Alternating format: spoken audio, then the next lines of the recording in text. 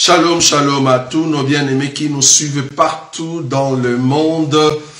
C'était un cantique d'un bien-aimé, un cantique que nous aimons beaucoup, que j'aime beaucoup. Je veux être comme Jésus, l'homme sans tache, l'homme pur, l'homme qui marche avec assurance, parce qu'il est notre Dieu, c'est pour cela qu'il est notre modèle. Shalom, shalom à tous nos bien-aimés qui nous suivent partout dans le monde.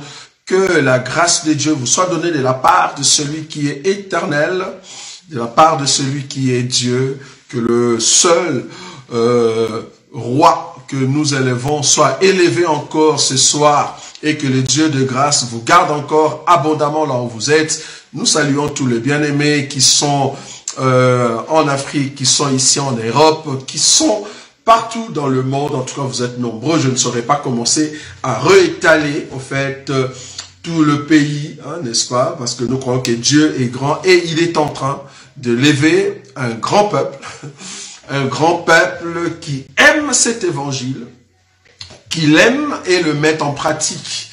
Nous saluons aussi tous les bien-aimés qui nous suivent, bien que il y a de commentaires par rapport à ce que nous disons. C'est tout à fait normal. Nous croyons que tout le monde ne peut pas aimer ce que nous sommes en train de présenter.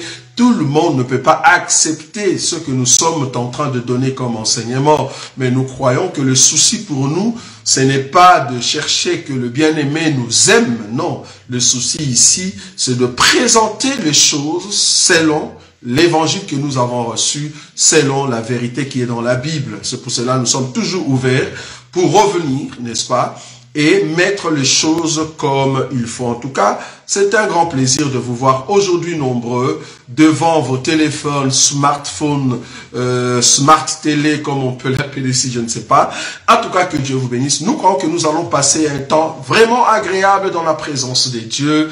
Mettez vos ceintures, nous allons décoller parce qu'aujourd'hui, ça va encore chauffer par rapport à cette émission BTATA, une émission qui fait des analyses. Nous soulignons toujours cet élément pour comprendre que nous ne sommes pas ici pour, n'est-ce pas, porter des enseignements approfondis par rapport à quelque chose, mais nous sommes ici pour faire des analyses par rapport à quelque chose qui s'est passé ou qui était mal comprise. Nous venons ici juste donner des éléments. Mais nous pouvons toujours en faire tout un enseignement. Mais ça ne sera pas tout au long de cette émission BTATA. Ça sera en tout cas les dimanches. Mais ici, c'est vraiment des éléments de flash, des grandes lignes que nous pouvons donner pour que le peuple de Dieu retienne la notion de ce que nous sommes en train de donner. Vous allez remarquer que ici, dans cette émission, nous n'aurons pas, en tout cas, des habitudes de montrer la révélation ou la prophétie de la chose. Pourquoi? Parce que c'est une émission. Hein, c'est une émission et une émission qui est en train, en tout cas, d'attirer un grand nombre de bien-aimés dans les Seigneurs. Comme vous pouvez le remarquer, nous avons aujourd'hui, au fait, deux grands thèmes avec un troisième qui ne sera pas long, c'est juste une réflexion que nous allons faire là-dessus. Permettez que nous puissions peut-être aller après 22h, 22h10. Peut-être c'est là-bas que nous allons terminer. Donc ici, je vais vraiment entrer d'emblée dans notre sujet d'aujourd'hui. Donc nous allons parler sur la consécration, la différence entre la consécration et la reconnaissance ministérielle. C'est pas la même chose. Bibliquement parlant, la reconnaissance ministérielle et la consécration, c'est pas la même chose. Ça va? Pourquoi? Parce que nous voulions quand même marteler là-dessus par rapport à des bien-aimés qui nous ont posé des questions. Parce que le but ici, c'est aussi de répondre par rapport aux questions de bien-aimés. Est-ce que la consécration et la reconnaissance ministérielle, c'est la même chose? Non, c'est pas la même chose. Pourquoi c'est pas la même chose? Bon, je vais vraiment être ici, comme on dit doctrinalement, trop simple, mais si vous voulez que nous puissions aller au-delà de la pensée de ce que nous sommes en train de présenter, alors là, ça sera vraiment tout un enseignement que nous allons venir. D'abord, le mot consacré. Consacré veut dire dédié à Dieu. C'est dans le sens de ce qui est sacré qu'on doit dédier à Dieu. Donc, consacré veut dire dédié à Dieu, ou soit réservé pour Dieu, ou mettre à part pour Dieu.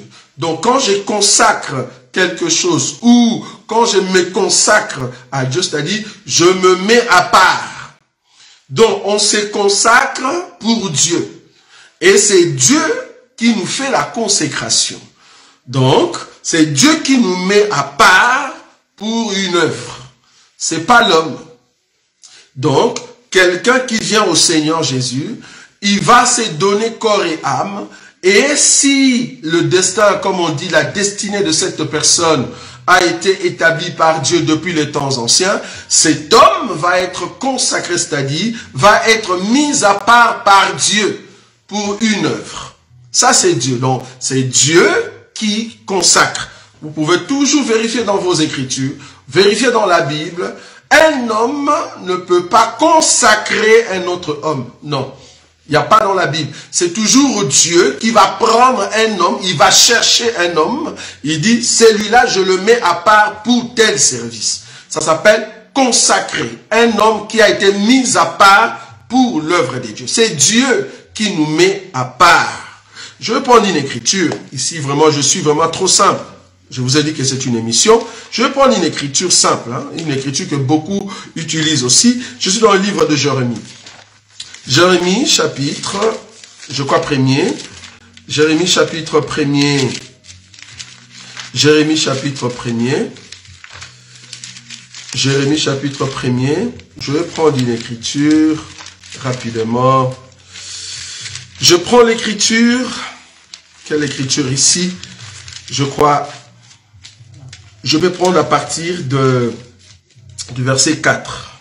Donc, Jérémie, chapitre 1er, le verset 4. La Bible dit ceci. La parole de l'Éternel me fut adressée en ce mot. Avant que je t'ai formé dans le ventre de ta mère, je te connaissais. Et avant que tu sois sorti de son sein, je t'avais consacré. Vous voyez, je t'avais établi prophète des nations. Ok, posons-nous la question. Par rapport à cette écriture. Dieu a consacré une personne dans le ventre de sa maman. Et il avait déjà établi prophète. Mais attends, c'est encore une sorte de fœtus dans le ventre de sa maman. Et je crois fermement avec vous, même avant que les parents de Jérémie viennent sur la terre, Dieu savait qu'il y aura un homme qui va venir, qui sera Jérémie. Dieu le savait. Et que ce Jérémie-là sera un prophète. Souvenez-vous, quand la Bible dit, par exemple, par le biais de Moïse, que je vous enverrai un prophète, bien que c'est Dieu lui-même, mais remarquez les temps de Moïse jusqu'au temps de Jésus, il y a combien d'écarts? Mais Dieu savait que lui-même viendra comme prophète. Vous voyez? Donc nous croyons que ici, Dieu savait que Jérémie, bien que c'est un fœtus, bien que les parents de Jérémie ne se sont pas encore rencontrés, Dieu savait que les deux, donc c'est-à-dire la mère et le père de Jérémie, quand ils vont se rencontrer, l'enfant qu'ils auront, cet enfant-là sera un prophète. Et Dieu, dans ses pensées, dans son destin, la destinée, Dieu avait déjà destiné que cet enfant-là, c'est pour moi, un mis à part. Donc je vais le mettre à part comme étant prophète des nations. Je vais l'établir. Ça va? Et quand l'enfant est venu, Dieu va rappeler cela. Mais quand Jérémie était dans le ventre, Jérémie lui-même ne savait pas qu'il était un prophète. Il faut qu'il grandisse. Il faut qu'il grandisse pour qu'il comprenne son appel. Mais Dieu nous avait déjà consacré avant même que moi-même je sache que Dieu m'a déjà consacré ou soit Dieu m'a déjà choisi parmi les hommes. Bien que j'étais encore dans le péché, j'aime ça. Bien que je vivais encore comme un ignorant, mais dans les desseins de Dieu, j'étais déjà choisi. Donc c'est Dieu qui consacre ses serviteurs. La consécration, c'est Dieu. Un homme ne peut pas consacrer un autre homme. En tout cas, dans la chrétienté, nous n'avons pas vu ça. Je peux le voir plutôt dans l'ancienne alliance. Et dans l'ancienne alliance, comme vous le savez, nous avons l'explication par rapport à Christ. Mais quand nous sommes venus maintenant au temps de Christ, nous n'avons pas vu des disciples consacrer une personne.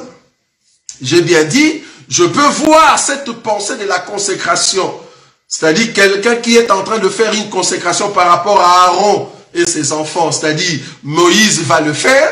Mais comprenez que Moïse va d'abord recevoir la recommandation auprès de Dieu.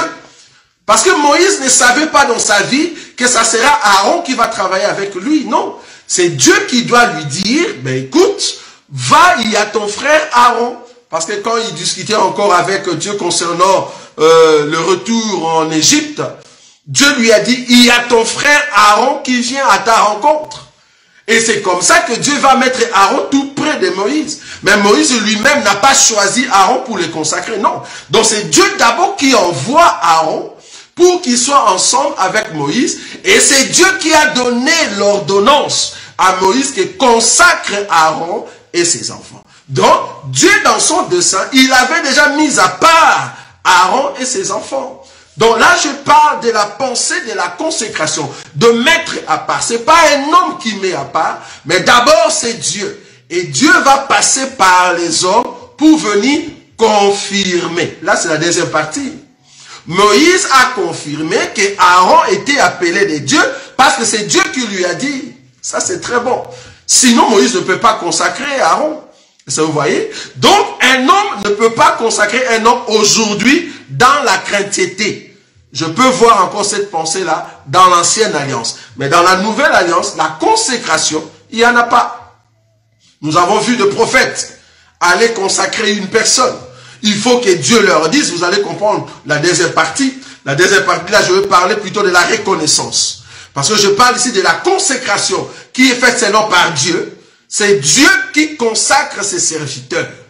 C'est-à-dire, c'est Dieu qui choisit. Il dit, tel, c'est mon serviteur.